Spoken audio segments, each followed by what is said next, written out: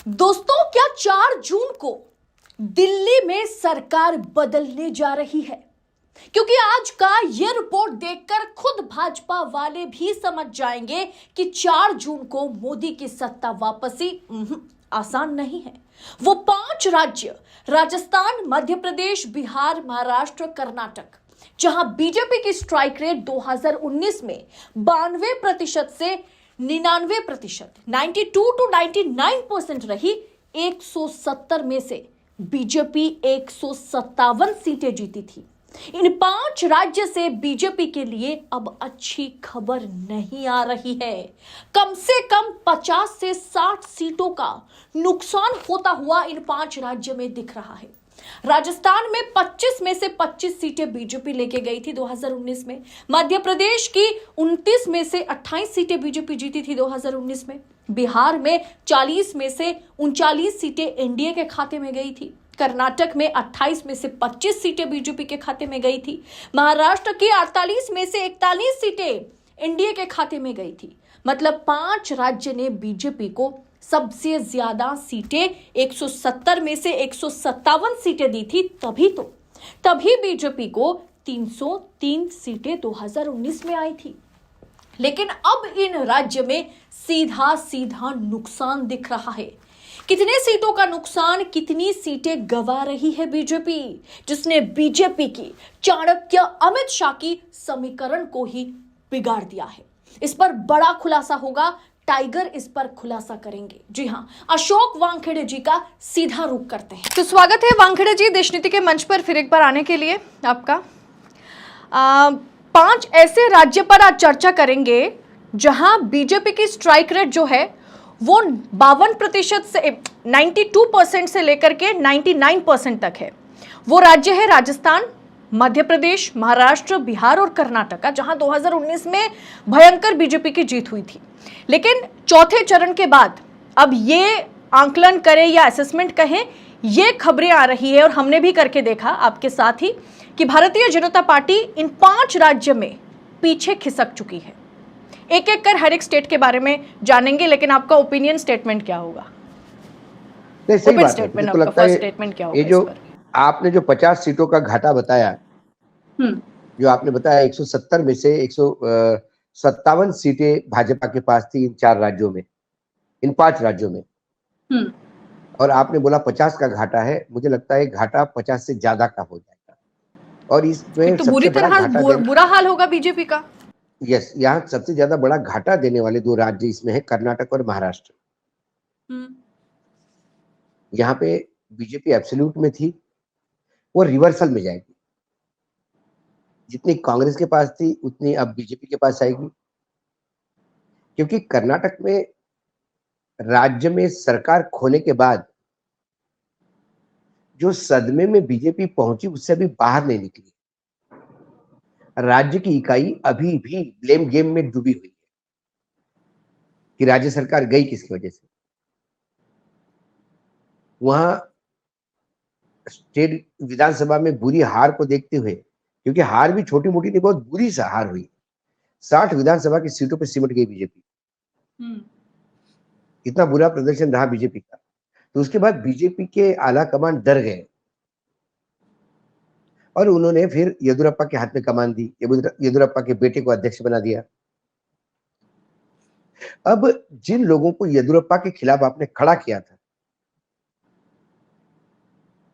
उन लोगों के आपने हाथ उठा लिया। सबसे पहले येदियुरप्पा थे कर्नाटक में, उन्हीं के हाथ में बागडोर थमी रही थी। आपने उनको मुख्यमंत्री पद से हटाया, आपने बड़ी गलती की। हटाने के बाद भी आप उनके बेटे को कहीं एडजस्ट करते, तब आपने कहा कोई परिवार का आदमी नहीं होगा, ये होगा वो होगा, आपने दादागिरी की। फिर येदियुरप्पा ने येदियुरप्पा क्या है ये दिखा दिया और आपको 60 पे लेके आए। अब लोकसभा में आप डर गए तो आपने येदियुरप्पा के हाथ में बागडोर दे दी। तो ना आप इधर के रहे ना उधर के रहे। जो डिसिप्लिन्ड कर्नाटका राज्य की भाजपा की इकाई है, वहां यादवी शुरू हो गई है। एक दूसरे के लिए काट मार रहे, कोई किसी की सुन नहीं रहा है। ईश्वरप्पा ने पार्टी से निकाल दिया, फिर भी उसने पर्चा भरा उसके बेटे के खिलाफ। तो वहां जो बल्क में सीटें बीजेपी को आई थी उतना ही लॉस होने वाला है। मतलब 28 में से 25 सीटें बीजेपी के खाते में गई थी 2019 में। हाँ, तो इस बार 28 में से जो 25 गई थी, तो बीजेपी को वहां कम से कम 21 सीटों का लॉस है। ये तो बहुत बड़ा लॉस है सर, आप जो बता रहे हैं 21 सीटें। बिल्कुल लॉस है। और बीजेपी और कांग्रेस ने दूसरी तरफ जब सत्ता में आते से ही जो कांग्रेस डिवाइडेड हाउस था एक हो गया। डीके शिव कुमार ने पूरी बागडोर संभाली। डीके शिव कुमार पूरी ताकत के साथ लड़ रहे हैं और जो गारंटियां बोली थी उन्होंने विधानसभा में चुनाव में वो तुरंत लागू कर दी, ताकि लोकसभा चुनाव के आते आते लोगों को ये विश्वास हो जाए कि ये जो बोलते वो करते हैं। वो एक फैक्टर है। और तीसरा रमन्ना फैक्टर। उस टेप ने तो इनको भ्रष्टाचारी का टैग तो 40% का टैग तो पहले लगा हुआ था भ्रष्टाचार का बीजेपी पे। अरे व्यभिचार एक जो बचा था वो जनता दल यस ने दे दिया। और उसमें गलती प्रधानमंत्री ये कर गए कि मतलब जनता दल यस जिसका वो मेंबर है, एमपी है, जिस देवगौड़ा परिवार का वो नाती है, पूर्व प्रधानमंत्री देवगौड़ा का, उन्होंने आनंद फानंद में उसको पार्टी से भी निकाल दिया और अपनी हाथ बचाने का प्रयास किया। लेकिन बीजेपी इतनी उलझ गई बुरी तरह से कि प्रधानमंत्री ने कहा कि वो टेप जो लीक हुई वीडियोस उसमें विदेशी ताकतों का हाथ है। मतलब आपको टेप लीक हो गई इसकी ज्यादा चिंता है। उन महिलाओं के साथ जो व्यभिचार किया उस आदमी ने, उसकी कोई चिंता नहीं है। तो आधी आबादी को एक गलत मैसेज गया। बीजेपी के खुद के लोग कह रहे थे कि साहब इनसे गठबंधन मत करो। स्टेट इकाई के कई लोगों ने पत्र लिखे थे कि सर ये व्यभिचार के इतने बड़े मामले हैं, ये बाहर आ जाएंगे तो किरकिरी हो जाएगी। उस पत्र में एमएलए लिखता है कि this will be used as Brahmastra against BJP. वही हुआ। तो कर्नाटक में यदि 21 सीटों का लॉस हो जाए तो मुझे आश्चर्य नहीं होगा। इसीलिए मैंने कहा कि इसमें सबसे बड़ा जो झटका है वो कर्नाटक और महाराष्ट्र देगा। महाराष्ट्र पर आएंगे, एकदम अंतिम में आएंगे, क्योंकि महाराष्ट्र सबसे बड़ा झटका देगा, ये तो हम लोग डे 1 से इस पर चर्चा कर रहे हैं। लेकिन मध्य प्रदेश पर बात करते हैं। 28 सीटें, मध्य प्रदेश 28 सीटें। क्या शिवराज सिंह मध्य प्रदेश में एक बड़ी गलती साबित होगा? मध्य प्रदेश में क्लीन स्वीप किया। मध्य प्रदेश में ये बीजेपी का हार्डकोर स्टेट है और मध्य प्रदेश में पिछली बार बीजेपी चुनाव हारी, लेकिन वोट परसेंटेज बीजेपी के पास ज्यादा था 1%। उस सीटों का कुछ घालमेल था, उसमें हार गए थे। उसके बाद फिर सत्ता में आ गए। सत्ता में आने के बाद शिवराज सिंह चौहान का एक वजूद है उस राज्य में। और शिवराज को जब इन्होंने मुख्यमंत्री अनाउंस नहीं किया, फिर भी शिवराज ने दिन रात मेहनत की। 10 दिनों में 150 रैली कौन करता है भाई? एक दिन में 15 रैली, 15 सभाएं। और उन्होंने सत्ता में वापस लाया पार्टी को। उसके बाद वो कहां है? हाशिए पे चले गए। जो एक्सपेरिमेंट किया था केंद्र से कुछ मंत्रियों को भेजने का, 3 मंत्री, 8 सांसद भेजे थे टोटल, उसमें 3 मंत्री थे। उनमें कई चुनाव हार गए और जो चुनाव जीत गए उनको मुख्यमंत्री बनाना था। तोमर साहब मुख्यमंत्री के दावेदार थे, पटेल दावेदार थे। इन सबको छोड़ के आपने एक मोहन यादव को, मीडियोकर को उठाया और मुख्यमंत्री बना दिया। तो ये लोग भी आहत है। तो एक वो बाहर से आए वाले सिंधिया के जो लोग हैं वो अभी तक ठीक से एडजस्ट नहीं कर पाए, ना बीजेपी वाले उनको एक्सेप्ट कर पाए। तो कमलनाथ की एक सीट निकलेगी, एक सीट दिग्विजय राजा की निकलेगी। दिग्विजय स्वयं लड़ रहे हैं। उसके बाद शहडोल मंडला, उधर एक सीट निकलने का चांस है। फिर रतलाम की सीट बुरी तरह से फंस गई है, कांतिलाल भूरिया की, रतलाम धार वाली, वो बहुत एज पे है। मंदसौर टफ में आ गई बीजेपी के लिए, ये कुछ भी हो सकता है। ग्वालियर मुरैना, ये 2 सीटें बीजेपी की इनफाइट की वजह से कांग्रेस को जाती दिखाई दे रही है। और विंध्याचल में सतना और रीवा, ये 2 सीटें फंसी है। जिसमें सतना निकलती हुई दिखाई दे रही है। सतना में जिस सांसद को इन्होंने एमएलए का चुनाव लड़ने के लिए भेजा था, वो सांसद हार गए, एमएलए का चुनाव नहीं जीत पाए। और उस सांसद को जिसने चुनाव हरवाया, कुशवाहा ने, वही उस सांसद के खिलाफ लोकसभा में भी खड़ा है। तो यहाँ पर गिना जाए तो 7 सीटें तो यहीं पर फंस गई है 7 बीजेपी सीटें की में तो मध्य प्रदेश में। हम कंजर्वेटिव 4 सीटें देते हैं, 5 सीटें देते हैं, वो नुकसान है मध्य प्रदेश में। मतलब मध्य प्रदेश में भी क्लीन स्वीप नहीं है 2019 की। नहीं है, बिल्कुल नहीं, बिल्कुल नहीं, बिल्कुल नहीं। और राजस्थान भी बुरी तरह से फंसा हुआ है। क्या वसुंधरा गुट जो है वो अब लाल आंखें दिखा रहे हैं उनके नेता? देखिए जब पिछली बार चुनाव हुए और जब चुनाव विधानसभा के हुए तो वसुंधरा को आपने हाशिए पे रख दिया। कांग्रेस 70 प्लस आ गई, भले ही सत्ता के बाहर है। उस 70 प्लस में 43 सीटें ऐसी है, 43 विधानसभा की, जो वसुंधरा की वजह से जीती है।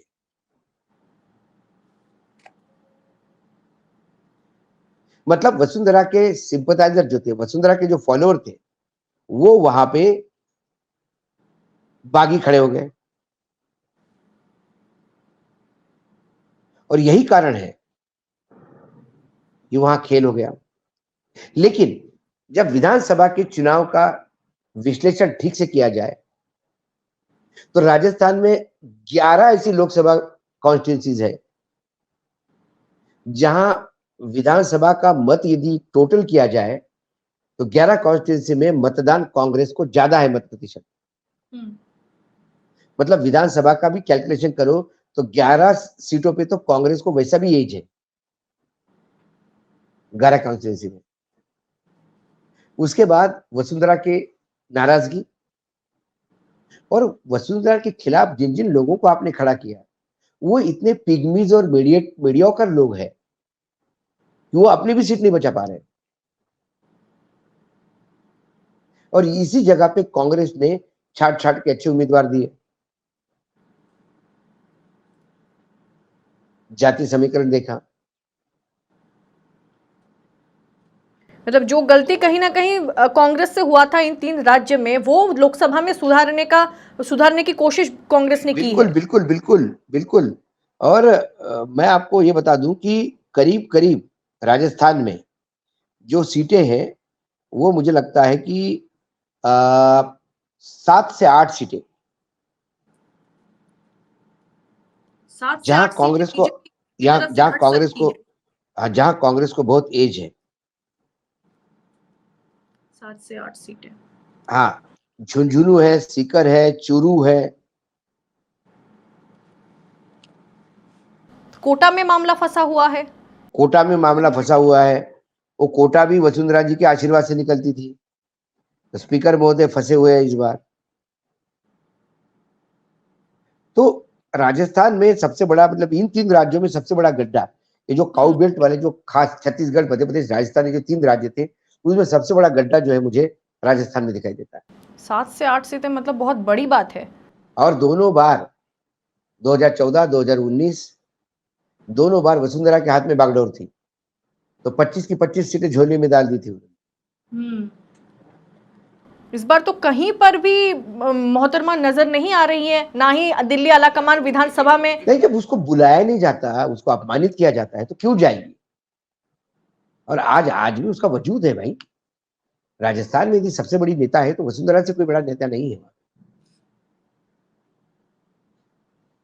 तो वो खामियाजा भुगतना पड़ रहा है इनको अभी। वो जो नजारा कोई भूल नहीं सकता कि एक पर्ची में बस नाम निकाल के दिया गया वसुंधरा जी का, वो देख के ही उनकी होश उड़ गई थी उस समय कि उन्हें नहीं पता था सीएम कौन बनने जा रहा है। इस आदमी को एमएलए का टिकट नहीं मिला, जो इंडिपेंडेंट लड़ा, उसके बाद बीजेपी ने टिकट दिया, पहली बार बीजेपी का एमएलए बना। वो एमएलए ही पहली बार बना और वो मुख्यमंत्री बन गया। वहीं सर तुरंत बिहार पर भी बात करेंगे। 40 में से 39 सीटें एनडीए के खाते में। नीतीश कुमार ने फिर से यू टर्न मारते हुए बीजेपी का साथ दिया, लेकिन अब नीतीश मोदी भी एक साथ नजर नहीं आ रहे। नीतीश मोदी एक साथ नजर नहीं आए हैं। नीतीश का लालू के साथ इक्वेशन बहुत बढ़िया है। लोग तो कहते हैं कि प्लान के साथ आए। पिछली बार जब नीतीश कुमार और बीजेपी विधानसभा में साथ में लड़े थे, तो नीतीश कुमार को डाउन करने के लिए पासवान का कुनबा सामने लाया और उन पासवान के कुनबे ने निपटा दिया। नीतीश कुमार को 57 पे आ गए, 50 के आसपास, 50-57 के आसपास। वो बहुत बुरी तरह से हर्ट हुए और बीजेपी ने अपनी ग्रोथ कर ली। 3 बार लोकसभा में उन्होंने दिखा दिया। कई सीटें हैं जो बीजेपी की फंसी है, लेकिन मोदी बीजेपी जी का के नामांकन के दिन बीजेपी भर को भर के अकेले सब को, नेता आए, लेकिन नीतीश कुमार मैंने नहीं बोला आए। अकेले को बीजेपी को, मैं तो अभी जनता दल यूनाइटेड किधर जाएगा कुछ पता नहीं। 4 तारीख के बाद हो सकता है फिर वो लालू के साथ मिलकर सरकार बना ले और बोल दे कि हम तो प्लानिंग के तहत गए थे इनको ठिकाने लगाने। लोग बिलीव भी कर लेंगे, क्योंकि वो तो तेजस्वी बार बार बोल रहा है चचा कभी भी आ सकते हैं, चचा के लिए जगह खाली है। तो सीटों का कितना नुकसान होगा, मतलब अगर बिहार की बात देखिए करें तो? बीजेपी के पास जो सीटें हैं एनडीए के गठबंधन में, मुझे कम से कम 5 सीटों का वहां भी नुकसान दिखाई। जहां नीतीश कुमार की पार्टी और आरजेडी का मतलब सामने आमने सामने मुकाबला है, वहां पर जो सीटें हैं वो आरजेडी के खाते में जाती हुई दिख रही है, जैसे हमने वो भी पिछले दिन में। आरजेडी के खाते में जाती हुई दिखाई दे रही है। जो बीजेपी और आरजेडी आमने सामने है, वहां नीतीश के लोग आरजेडी को मतदान कर रहे हैं। मतलब कैसे मिली जुली को एक जगह वहां पे एक चुनाव हो रहे हैं, देखिए शायद समस्तीपुर में, वहां पे दोनों उम्मीदवार के पिता कैबिनेट मंत्री हैं। एक की बेटी जनता दल यूनाइटेड से लड़ रही है और एक का बेटा कांग्रेस से लड़ रहा है।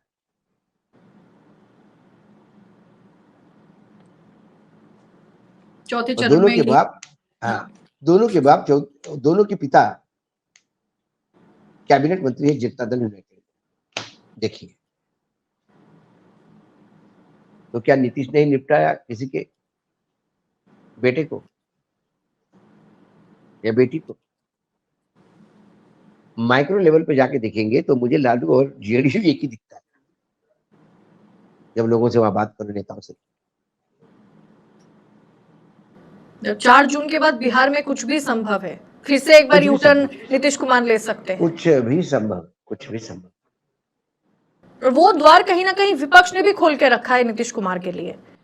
नहीं, देखिए आरजेडी ने कभी नीतीश के लिए दरवाजे बंद नहीं किए। अब लास्ट स्टेट पर बात करेंगे, महाराष्ट्र, क्योंकि दूसरा सबसे बड़ा राज्य है और वहां पर मामला डे 1 से फंसा हुआ है।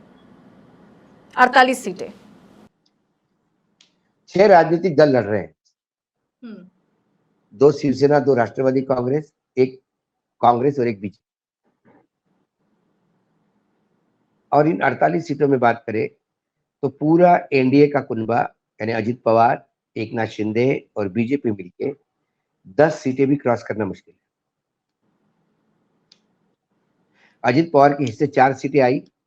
अजित पवार चारों सीटें हारते हुए नजर आ रहे हैं। एकनाथ शिंदे 15 सीटों पे लड़ रहे हैं। उन 15 सीटों में से एकनाथ शिंदे 2 सीटें बचाते हुए दिखाई दे रहे हैं। और बीजेपी कहां पर है महाराष्ट्र में? बीजेपी कहीं नहीं। विदर्भ में 10 सीटें, उसमें से एक गडकरी की निकल आई तो निकल आई। मराठवाड़ा में मैंने कहा था एक सीट निकलेगी पंकजा मुंडे की, वो भी नहीं निकलती दिखाई दे रही है। मराठवाड़ा की 8 सीटें साफ है। कोंकण की 2 सीटें वो भी नहीं आ रही है, दोनों शिवसेना को जा रही हैं। मुंबई में एक सीट यदि मैं कहूं, पीयूष गोयल जहां कारपोरेट सेक्टर लड़ रहा है, तो बाकी सीटें सुपड़ा साफ है। एकनाथ शिंदे अपने बेटी की सीट बचा ले कल्याण में, वो बड़ी बात है। ठाणे सीट जा रही है उनके हाथ से। पर 19 में 41 सीटें एनडीए के पास गई थी, पूरा समीकरण बिगड़ जाएगा बीजेपी का। सवाल वो है ना, आप चीजें ग्रांटेड नहीं ले सकते। आपने महाराष्ट्र में शिवसेना और एनसीपी तोड़ के अपनी मौत को दावत दी है। लोग गद्दारी पसंद नहीं करते, लोग तोड़ाफोड़ी पसंद नहीं करते। और यदि ये सरकार महाविकास आघाड़ी की उद्धव ठाकरे की 5 साल चलने देते तो आदित्य मैं लिख देता हूं आपको, 48 की 48 सीटें बीजेपी को मिलती। 48 के 48।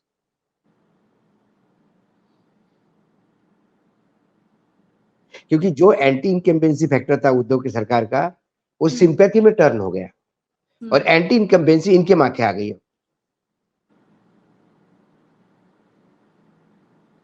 इनके पास नेता है, कार्यकर्ता नहीं।